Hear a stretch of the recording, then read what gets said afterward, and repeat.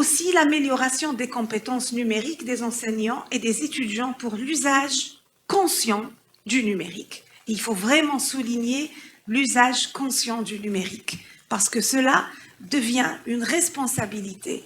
Donner l'information, transmettre l'information nous mène à se poser des questions sur quel genre d'information on doit circuler. L'acquisition des infrastructures nécessaires aussi est vraiment un enjeu primordial pour assurer le fonctionnement des outils et procédés matériels en toute sécurité. On parle du numérique, oui, on parle du renforcement des capacités des usagers, étudiants, enseignants et même personnel administratif, mais pour le faire, nous devons avoir les moyens. Et donc, du coup, on parle également d'infrastructures nécessaires. Il faut faire l'état des lieux, mesurer et aussi se prononcer sur les besoins nécessaires pour arriver à cette finalité. Et finalement, le numérique va aussi nous aider à atteindre l'amélioration de l'administration. L'amélioration de l'administration est égale à une gouvernance responsable. Et cela aussi s'inscrit dans l'un des ODD 2030. Donc, la formation à distance, la gestion résiliente des œuvres universitaires, etc., a aussi été une parmi les priorités du schéma directeur du numérique. Toutefois, pour toute réforme, il y a des enjeux. On parle de numérique comme réforme dans l'enseignement supérieur, mais d'une autre part, on parle de la qualité de la formation. Donc, du coup, l'enjeu, le challenge, est d'essayer d'intégrer le numérique dans la stratégie du ministère de l'Enseignement supérieur, mais en même temps, assurer et garantir la qualité de la formation. Aujourd'hui, on parle de la digitalisation de l'assurance qualité, donc c'est vraiment essayer d'intégrer cette digitalisation, mais essayer aussi de préserver la qualité de la formation. Les stratégies, donc, qui ont été établies afin d'arriver à cette finalité ont été d'abord de développer le plan de développement des formations. À travers le plan de développement des formations qui a été établi par le ministère, ils ont inclus dans le plan de formation une démarche inclusive et participative, où toutes les sphères de la communauté universitaire font partie et participent. Les étudiants, les enseignants, le personnel administratif, mais même les partenaires socio-économiques. Donc, c'est toutes les composantes. Alors, on l'appelle le triple helix. Le triple helix, c'est l'étudiant, l'enseignant, le personnel administratif, mais on rajoute aussi 2 autres cercles pour que ça devienne un quintuple helix, 5. Le 4e, c'est l'environnement et le 5e, c'est le partenaire socio-économique. Donc, tout cela doit être inclus dans la stratégie de numérisation. Donc, il y a le plan à travers une démarche inclusive de toutes les parties prenantes pour aussi intégrer la recherche et la création du savoir. Alors, vous voyez ici qu'il y a beaucoup de choses à faire. On ne peut pas tout faire en même temps. On a juste commencé à le faire en 2023. Alors du coup, pour commencer, il y a eu des priorités. Le ministère a établi des priorités pour commencer. Donc, le ministère a décidé de commencer avec les universités, les instituts, les écoles supérieures, les écoles normales supérieures. Il a aussi en même temps travaillé avec la direction des œuvres universitaires et les centres nationaux de recherche. Pourquoi? Justement, pour essayer de toucher ces 3 composantes et arriver à une recherche et une création du savoir. Comment intégrer donc cette stratégie? Les institutions d'enseignement supérieur ont pu construire un actif de logiciels dans divers domaines. Ces logiciels existaient déjà. Donc, chaque établissement, même avant la stratégie, même avant le SDN, avait déjà des logiciels pour la gestion des rémunérations, dans le budget. Ça existait.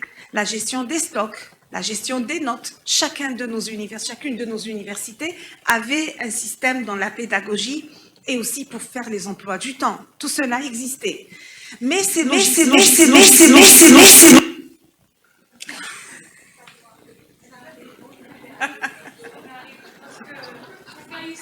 voilà.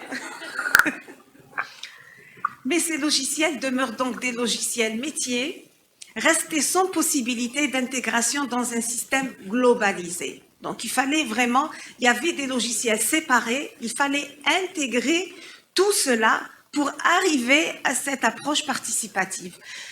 Il y a aussi le Progress qui a été intégré, mais même le Progress demeure perfectible. Voilà. Donc, le ministère a établi la vision du schéma numérique. Qu'est-ce qu'un SDN? Peut-être que parmi vous, il y a des personnes qui participent dans des cellules de numérisation, donc qui sont déjà familiers avec le SDN. Mais pour ceux qui ne sont pas familiers avec le SDN commence par ce qui existe déjà. Et ce qui existe déjà, c'est prendre en compte les progrès des logiciels métiers différents qui existent dans chaque établissement. Donc, on ne commence pas du néant, on ne commence pas du zéro, mais de ce qui existe dans chaque établissement.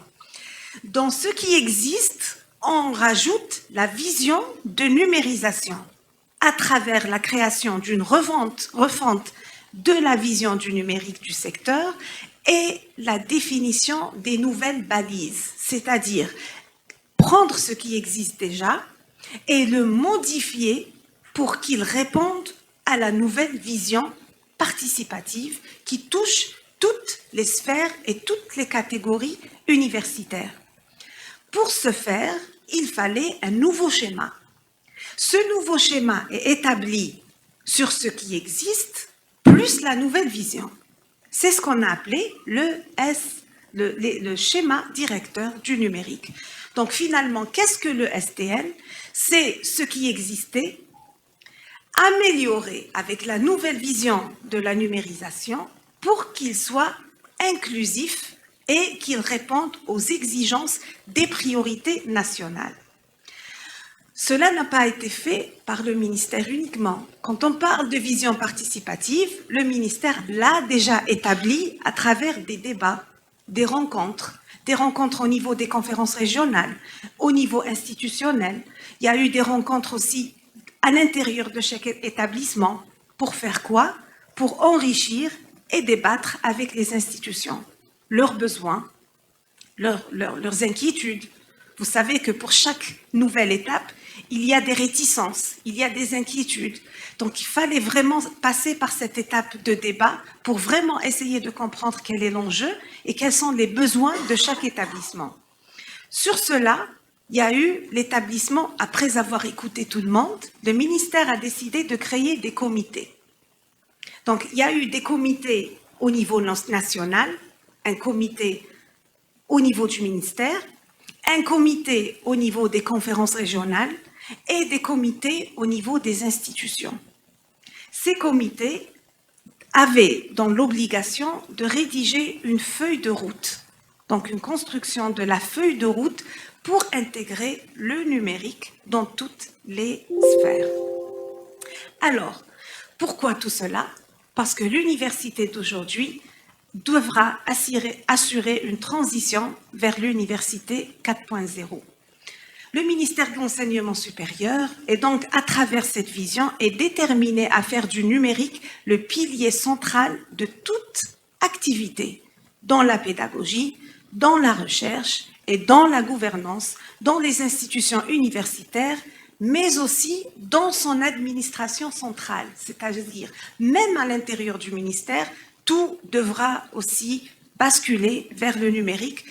Et nous l'avons vu même très récemment avec la signature des PV sortis avec numérique. Ça va créer des défis. Quels sont les défis? Tout n'est pas facile.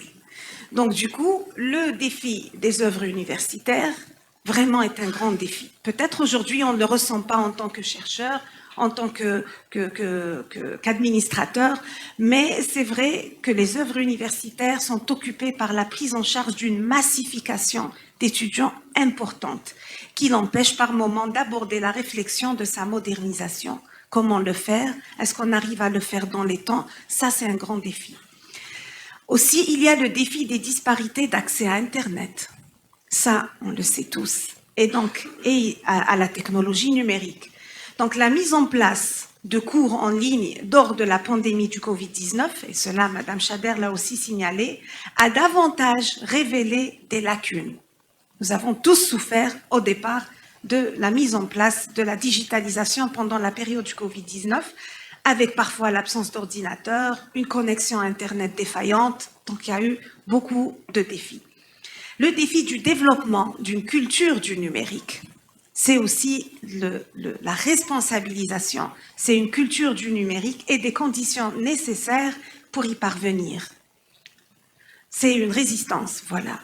Alors, il y a aussi le défi d'accompagnement des enseignants. On leur a demandé d'intégrer, d'insérer des cours en ligne, mais personne ne savait comment mettre le cours, comment élaborer un cours en ligne. Il y avait certains enseignants, je me rappelle chez nous, qui rédigeaient le cours à la main et qui mettaient carrément le cours comme PDF. Et ça, ce n'est pas une numérisation. Donc, le défi d'accompagnement des enseignants afin de les aider à faire évoluer leurs pratiques pédagogiques, à maîtriser le nouvel outil numérique. Donc cela nous avions besoin de formation pour les enseignants. Il y a aussi le défi de la nécessité du développement des infrastructures pour soutenir toutes ces transformations. Alors, il y a eu le Moodle, comment créer et faire le Moodle, la plateforme MOOC, ça nécessitait des infrastructures, des formations. Ça aussi, c'était un très grand défi pour les institutions de l'enseignement supérieur. Et il y a aussi le défi de l'amélioration de l'administration pour piloter avec efficacité toutes les activités des institutions. Et ça, c'est aussi la gestion et la gouvernance universitaire. Alors, une des difficultés pour les étudiants, parmi les défis aussi post-Covid, a été de s'adapter au système de vagues, si vous le rappelez bien. Donc ça aussi, c'était un grand challenge, un grand défi pour suivre convenablement un cours et répondre aux questions des travaux dirigés, par exemple. Il y a eu même dans certaines universités où ces travaux n'étaient pas obligatoires parce qu'il y avait des étudiants qui ne pouvaient même pas avoir accès à cet outil. Les étudiants en situation de handicap, pour lesquels la quasi-totalité des outils du numérique étaient inaccessibles. Et les institutions d'enseignement supérieur qui n'étaient pas préparées, parce que des personnes ne s'attendaient à une pandémie, et les décisions prises à cet effet l'ont été faites dans l'urgence, voire dans la précipitation.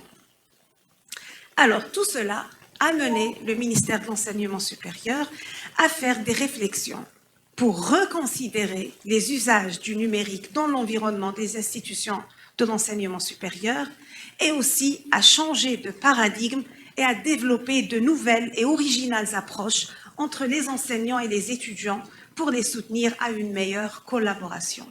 Donc, encore une fois, le SDN a été établi par le ministère afin de répondre à tous les défis qu'on avait vus auparavant.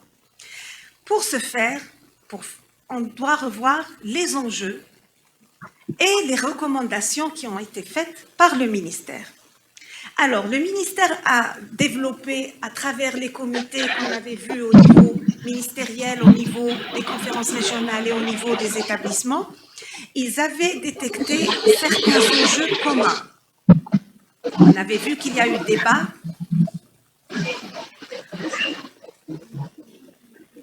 On a vu qu'il y a eu débat et concertation entre les différentes parties prenantes.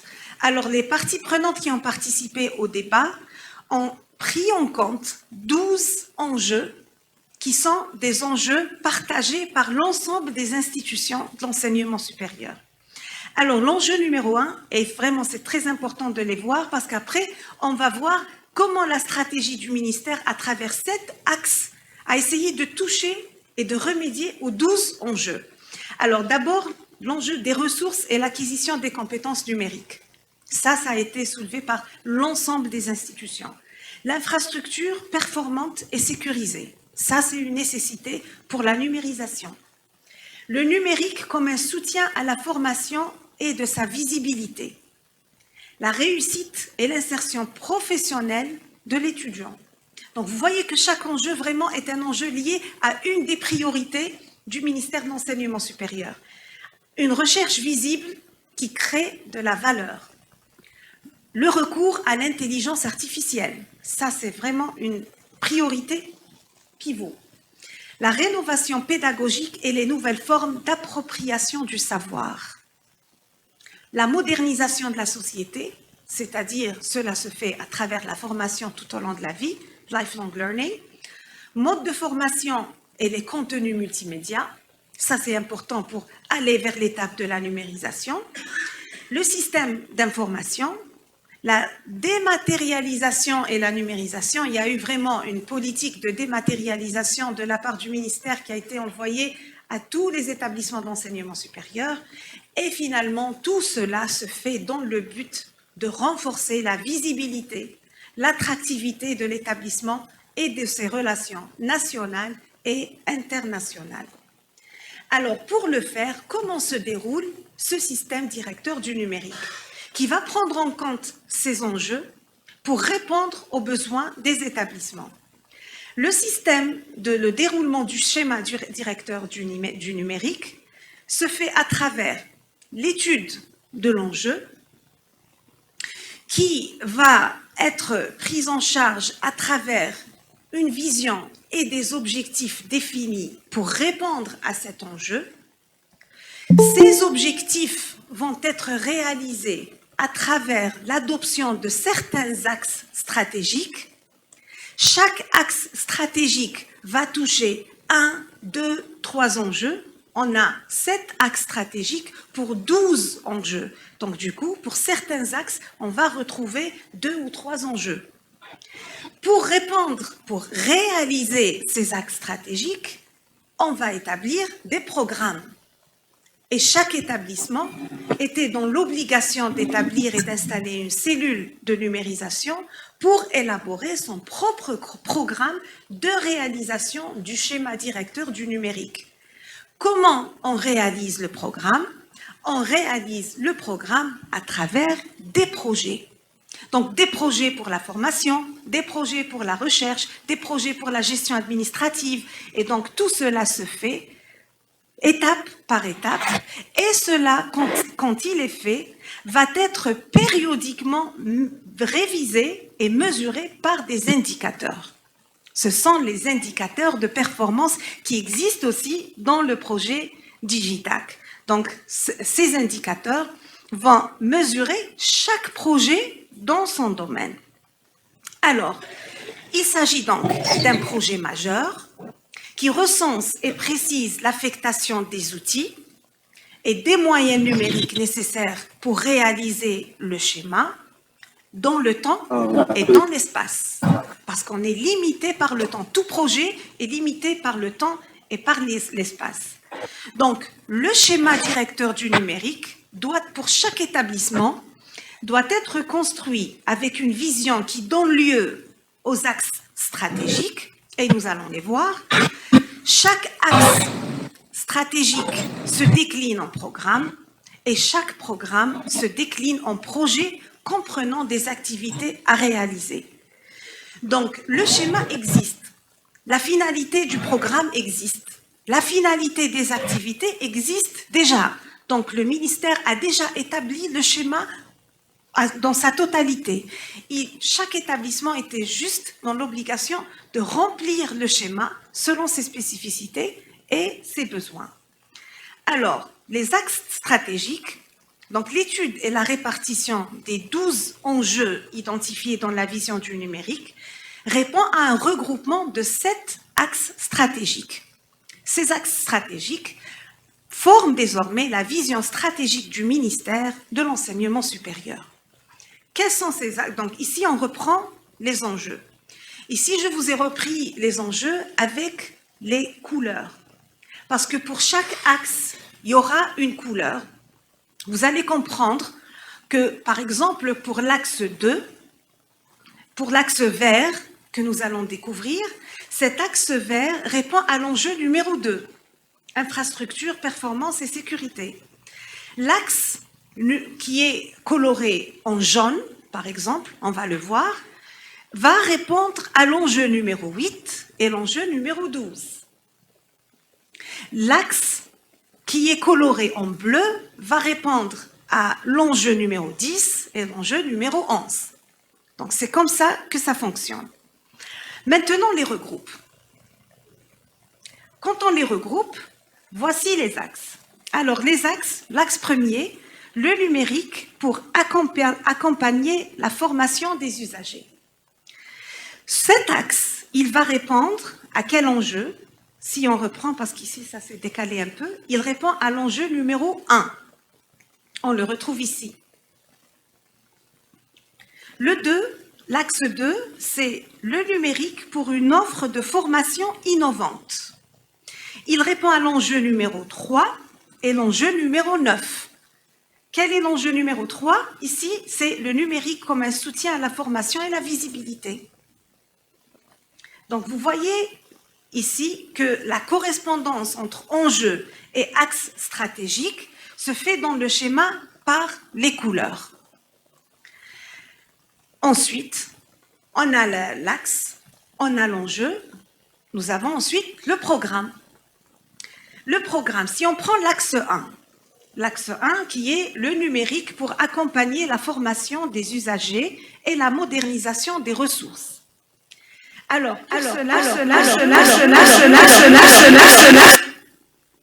L'enjeu, c'est les ressources et acquisition de compétences numériques. Quel programme a élaboré pour répondre à l'enjeu? Programme numéro 1, accompagnement des enseignants, des techno-administratifs et des responsables d'établissement.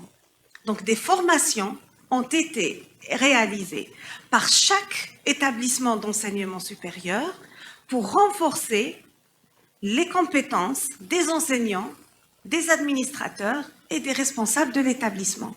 Donc, quel est le rôle de chaque université? C'est d'élaborer son propre programme.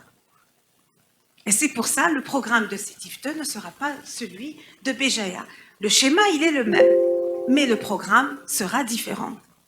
Le deuxième programme, c'est la réalisation d'ateliers de découverte destinés à des enseignants, des techniciens et des administrateurs. Donc, chaque établissement est dans l'obligation de réaliser le programme, mais il a la liberté de le réaliser selon ses spécificités. Du coup, quand on aura des visites de la part du ministère de l'Enseignement supérieur, ils vont reprendre le schéma, ils vont venir dans chaque établissement, ils vont appeler la commission chargée du numérique et ils lui diront « Voici le programme. Pour l'axe 1, vous êtes appelé à faire un programme d'accompagnement et des ateliers. Montrez-nous le programme et les ateliers. » Et c'est ce qu'ils vont vérifier. Donc, pour chaque axe qui répond à chaque enjeu, il y a des programmes. Pour l'axe 2, par exemple, c'est le programme 3 et le programme 4, améliorer la visibilité, l'attractivité et la cohérence de l'offre de formation.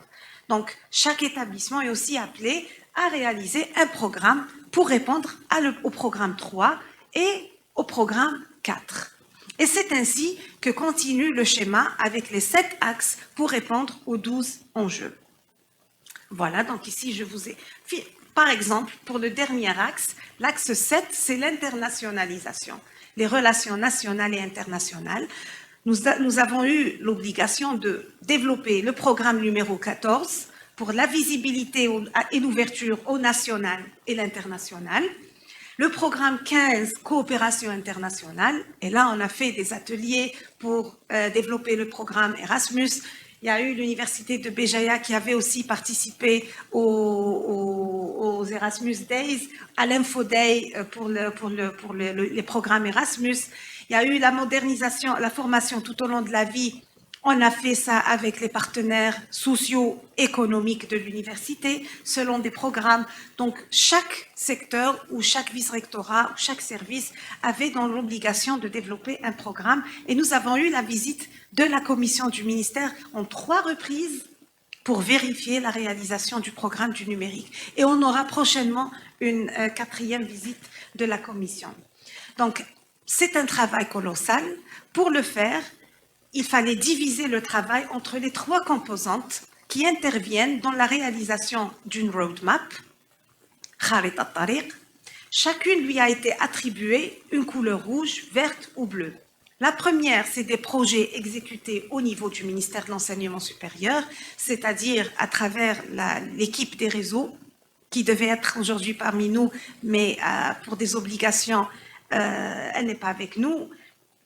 Les projets exécutés au niveau de la conférence régionale avec des rencontres et les projets exécutés au niveau de chaque établissement d'enseignement supérieur. Alors, les principes de la configuration retenus est montré dans la figure suivante. Au niveau du ministère, le travail consistait à faire une élaboration des plateformes. Donc, nous avons dit qu'on a déjà 47 plateformes qui sont mises à disposition. Le travail des conférences régionales, c'était le pilotage national, le suivi et l'accompagnement des projets développés dans les établissements, et au niveau de chaque établissement supérieur, le pilotage régional, opérationnalisation des projets de l'établissement de l'enseignement supérieur. Donc, au final, pour faire tout cela, on a besoin de ressources humaines. Pour les ressources humaines, des instances ont été créées. Au niveau central, il y a eu la création du Comité national du numérique, la CNN, le CNN. Au niveau régional, 14 éléments. Il y a eu des ingénieurs ou enseignants. La conférence régionale a raison de 2 éléments par axe. Et au niveau local, la création du bureau de stratégie du numérique. Donc, je pense que chaque établissement a son bureau de stratégie du numérique. Donc, la conversion de ces axes stratégiques en roadmap, donc le rôle était de faire 3 types. La première roadmap était exécutée par les établissements avec l'accompagnement des pilotes régionaux. La deuxième roadmap, exécutée par des pilotes au niveau régional avec leur implémentation dans les établissements d'enseignement supérieur sous l'accompagnement des pilotes centraux au niveau de la tutelle.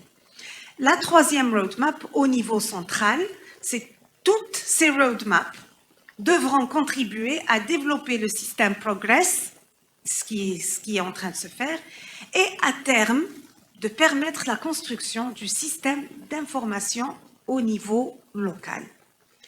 Donc, je ne sais pas pourquoi ça s'est arrêté, mais c'est pour me dire que j'ai pris beaucoup de temps. Donc, du coup, ça, c'est vraiment une stratégie qui a permis à chaque établissement d'enseignement supérieur, je pense que dans la dernière slide, je voulais mettre en relation les... Ah oui, voilà, merci. C'était juste pour mettre en relation la stratégie avec le projet. Donc, en conclusion, la vision partagée de la généralisation du numérique dans tous les domaines des institutions d'enseignement supérieur aborde une thématique qui est à la fois importante mais aussi nécessaire. C'est une obligation si l'Algérie veut répondre aux ODD, mais aussi, non seulement aux ODD, mais aussi aux priorités africaines du programme 2036. Parce qu'il intègre aussi la numérisation. Comme on veut être une locomotive au niveau africain, il faut aussi qu'on développe nos capacités digitales. Aujourd'hui, nous avons un acquis. 47 plateformes sont déjà mises en place pour l'exécution des programmes de l'enseignement supérieur en Algérie. La formation au numérique, donc, étant au cœur de cette stratégie, le projet Digitac s'inscrit au cœur de cette démarche de renforcement des capacités à l'université, puisqu'il a développé les indicateurs de performance et qu'il propose de développer une plateforme, notamment un centre d'excellence qui peut être intégré à l'agence qui va être créée par le ministère de l'Enseignement supérieur. Donc, toute chose qui est proposée par le projet Digitac peut contribuer au schéma directeur du numérique d'une façon ou d'une autre. Le ministère de l'Enseignement supérieur étant partie intégrante du projet Digitac, il pourra orienter tous les partenaires ainsi que les établissements universitaires non partenaires à comment prendre profit des résultats du projet Digitac dans la stratégie du numérique. Donc sur ce, je termine. Je vous remercie infiniment pour votre attention et j'espère que cela pourra bénéficier aussi à rendre pertinent notre projet et à exprimer l'impact du projet d'ici la fin du projet, mais aussi au-delà. Encore une fois, merci à l'Université de Béjaïa, à toute son équipe, à vous tous, et je suis encore très ravie d'être parmi vous à la conférence Centre. Merci.